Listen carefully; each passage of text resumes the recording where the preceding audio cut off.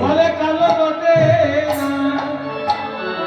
না গভুর বটে।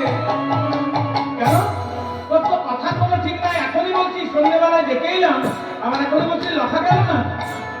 আর কালো বটে না গরু বটে সেটা বলতে পারছি না। বলে সখীরে আমি কেমন করে বলবো, যখন দেখছিলাম তখন নয়নের জন্য আমার চোখ দুটো ভরে গেল। বললাম ওরে নয়ন বাড়ি তুই এখন শুনিলাম, তোর এখন প্রয়োজন নাই। নয়ন বাড়িকে সরিয়ে আমি রূপ দেখছি, একটু আগেই তো আমি বলে দিলাম, আপনারা বলছেন বলেননি, একটু আগে আমি বললাম ও কি নবাম্বুদ, ও কি নবমেঘের নবমেঘ নাকি। আবার বলছে না মেঘ নয়, গলিতান্ন কাজলের পাহাড়। আবার বলছে পাহাড় তো নড়াচড়া করে না, ও কি ইন্দিবক, ও কি নীল পদ্ম নাকি। প্রতি ক্ষণে ক্ষণে যে নবায়মান রূপে, হ্যাঁ এটা অনুরাগ, বলছে ও কি নীল নবাম্বুদার মানে শ্যামলকান্তি সৌগন্ধ। আচ্ছা দেখুন আরো পরিষ্কার করে বলতেছি, জীবন আমার কোনোদিন বলবেন না যে কৃষ্ণের গায়ের রং কেমন, এমন গায়ের রং বলে কি তারপর কোনোদিন বলতে পারবে না যে কীর্তনেরা বলে বলি দিয়া গোবিন্দের গায়ের রং কেমন ছিল বলুন বলুন, আপনার ভয় কোনো কারণ নেই। আমি অনেক ছোট থেকে এখানে আসছি, সব ঘরের লোকের সামনে কীর্তন কোনো ভয় নাই।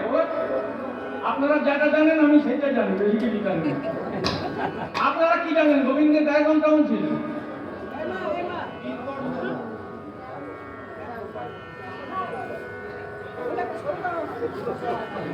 দেখছেন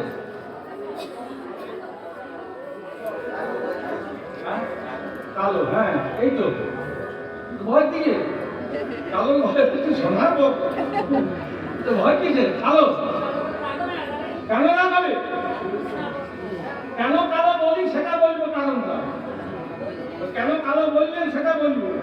গোবিন্দের গায়ের রং কালো নয়। তখন কেউ বলছে আমার কৃষ্ণবর্ণ, কৃষ্ণবর্ণ মানে কালো, কৃষ্ণবর্ণ মানে এই বর্ণটা একমাত্র কৃষ্ণেরই ছিল, নাই ত্রিজগতে কারোর হয়েছে না কারোর হবে। কৃষ্ণবর্ণ মানে কালো নয়। কৃষ্ণের গায়ের রং ছিল কোটি সূর্যকে একত্রিত করলে তার যেটা জ্যোতি সেটা কৃষ্ণের এক কোণা মাত্র। 1 কোটি সূর্যকে একত্রিত করলে তার যেটা জ্যোতি সেটা কৃষ্ণের এক কোণা। আর একটা সূর্যের দিকে যদি চোখ পড়ে কি হয় মা?